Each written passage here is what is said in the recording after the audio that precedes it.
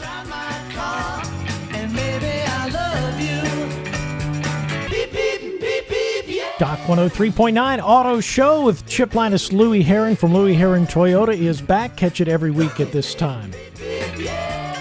All right, Louis, we're talking negative equity and how to avoid it. That's it. We've been talking about it. And again, if anybody has a question, I'm going to read an email question right now. You can go to Facebook, Louis Herring Toyota Facebook, and shoot us a question, or you can go to the Auto School Facebook and shoot us a question, or worst case, you can just go to the Louis Herring Toyota and just click on Talk to Dealer and shoot us your question. If you have any question, it doesn't matter whether it's what it's regarding, service or sales. We will answer it. We will get the answer for you. In fact, this question comes from someone from Eatonton, and the question is not related to negative equity. The question is, when does my factory warranty kick in if I buy an extended service contract for 5 years, 75,000 miles?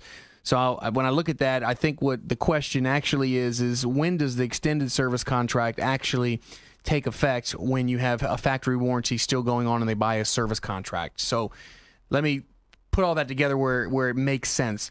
The manufacturer typically is going to give you a 3-year, 36,000-mile bumper-to-bumper warranty is what's said in the industry. Now, keep in mind, I don't know, Chip, I don't know where we came up with the term bumper-to-bumper, but we cover all the components, but obviously it's not going to take care of the physical bumpers, okay? It's not, although there are some that have paint warranty as well that comes from the factory. But the thing you got to keep in mind is if you buy an extended service contract, this is going to be something that's offered to you that will carry on the warranty. So if you buy a used car, okay, you can buy a service contract or a new car.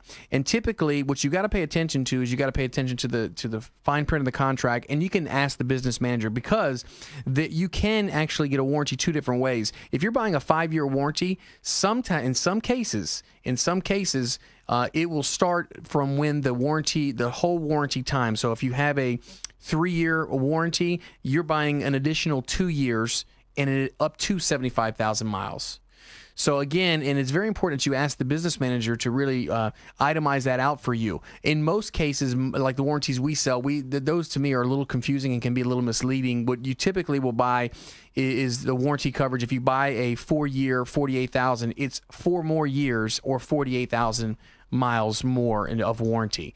So it's very, very important that you identify that, because if you think you bought a 5-year warranty from the day you signed the contract and you really only got 2 additional years, you're going to be a little upset. I got you. So very, very important. All you have to do is ask the question, and more importantly, make sure you read everything you sign. Very, very important that you read and just don't take anything for granted, because it'll all be right there in the writing. Now, you had a question for me. What were you? We were talking about negative equity. If you're just joining us now, we're talking about negative equity and how to avoid negative equity. And you had a question. Yeah, Chip. What was your we were talking about if you owed $5,000 on your trade-in, that was just going to get added to. And the question I had, you hear a lot of big city dealers advertise, we're going to pay off your trade no matter what you owe. Oh, yeah. Everyone's heard that before. Well, technically, by the letter of the law, you can't trade somebody's vehicle in and without the stipulation from the new lender wanting that trade to be paid off. So technically, yes, every single payoff that's factored into a deal, every single trade that has a payoff, if it can be financed and the deal gets approved, it will always have the payoff in there.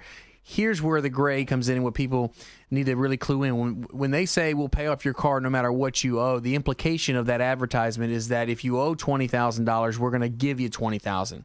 That's not the case. Really? Yeah. So you got to be, unfortunately, we all know, and I will say that the Federal Trade Commission and the Georgia Consumer Affairs and many of these legislation organizations are making sure that kind of advertising is weeding itself out. Literally, there's a lot of stipulations, and when you do any kind of advertising nowadays, the fast-talking guy at the end and all that kind of stuff, they're getting away from that stuff because consumers, they go in, they think, well, hey, you said you'd pay off my trade. Why are you putting back in $4,000? Well, unfortunately, the dealer's not going to pay your negative equity because it's not his, it's yours. Right. So they will factor it in if the bank will lend the money. And that's another thing that you have to really be cautious of, is finding out, in some cases you're stuck. You can't trade out of your car until you keep it a few more years because the bank won't finance that negative equity. And that's what we're talking about. We're talking about this negative equity thing and how to avoid it. So we talked about, the first tip was really determining how much negative equity you had and how to go about doing that. Very, very important because it's going to affect the next payment. But here's a tip that most people will not give you, that can help you avoid negative equity on a new car that you buy. If you go to theautoschool.com, we have a link on there called ALG.com. ALG stands for AutomotiveLeasingGuide.com. Now, most of the time at this point, if you get with a dealer, most of them subscribe to this in some way, shape, or form. You can ask the questions. Very, very important for you to find out this information, or you can get it yourself as well. But what this does, Chip, is this website, this subscription will actually post, and they'll star rate a vehicle of which vehicles depreciate the fastest. And what you're looking for is you want to know, am I about to buy an automobile that Louis says a rule of thumb is whatever the sticker price is, it'll be worth half in 3 years. Okay, so a $20,000 car will be worth 10 in 3 years as a rule of thumb. It could be worth 11, it could be worth 9,500, but that's just a barometer. You want to find out, if I buy this vehicle, I won't name any names of cars that depreciate the fastest, but if it doesn't even stand up to that rule, that's a car you want to be very careful of. So let me say it again. If you know that a car typically will depreciate and be worth half its value in a 3-year period, and you look at an automobile and it says that the residual value or the market value will be worth 40% in 3 years or 37% in 3 years, that means it's going to depreciate 53%, over the first 3 years, or 63% over the first 3 years. And that's way too much depreciation. So again, these are tips that you can get where you don't have to act as if you didn't know. You can go research this stuff and you can say, listen, I'm debating between the Honda and the Chevy, and the Chevy guy is $1,000 cheaper.